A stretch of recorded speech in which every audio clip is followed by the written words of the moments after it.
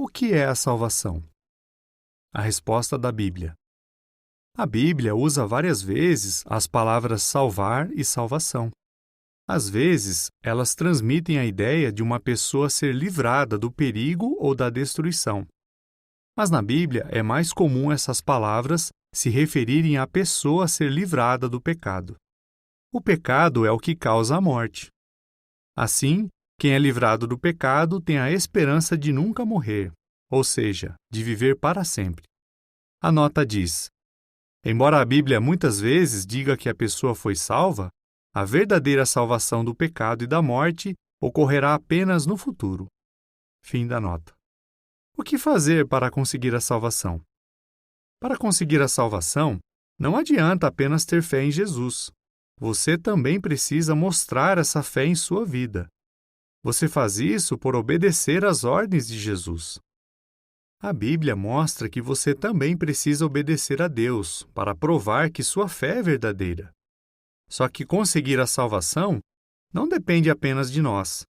A salvação é um presente de Deus. Ele nos dá esse presente por causa de sua bondade imerecida. Efésios 2, 8 e 9.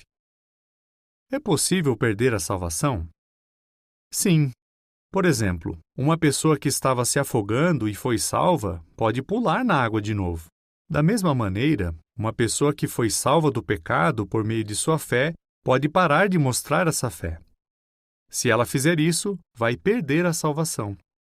É por isso que a Bíblia incentiva os cristãos que foram salvos a travar uma luta árdua pela fé. Judas 3.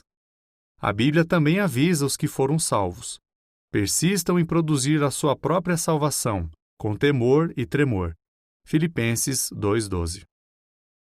Quem é o Salvador? Deus ou Jesus? A Bíblia ensina que Deus é o responsável principal pela nossa salvação.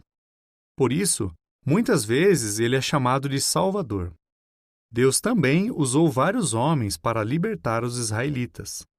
A Bíblia chama esses homens de salvadores.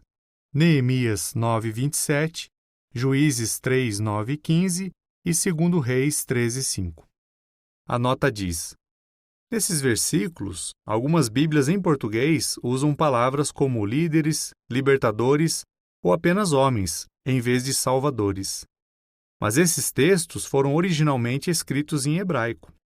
A palavra em hebraico usada nesses versículos é a mesma usada em outros versículos para se referir a Jeová Deus como Salvador. Fim da nota. Da mesma maneira, a Bíblia também se refere a Jesus como nosso Salvador. Isso porque Deus nos salva do pecado por meio do sacrifício de resgate de Jesus Cristo.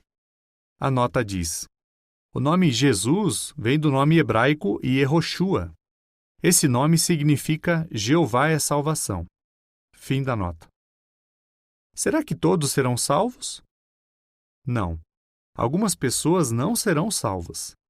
Alguém perguntou a Jesus: Senhor, são poucos os que estão sendo salvos? Comparando obter a salvação com passar por uma porta estreita, Jesus respondeu: esforcem-se vigorosamente para entrar pela porta estreita, pois eu lhes digo que muitos procurarão entrar, mas não poderão. Lucas 13, 23 e 24. Mitos a respeito de todos serem salvos. Mito.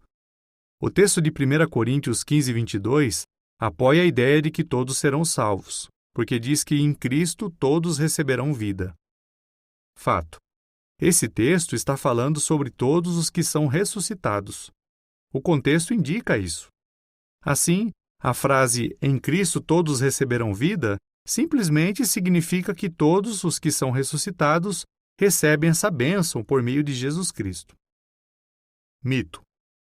O texto de Tito 2,11, na versão Almeida, revista e corrigida, apoia a ideia de que todos serão salvos, porque diz que Deus está trazendo salvação a todos os homens.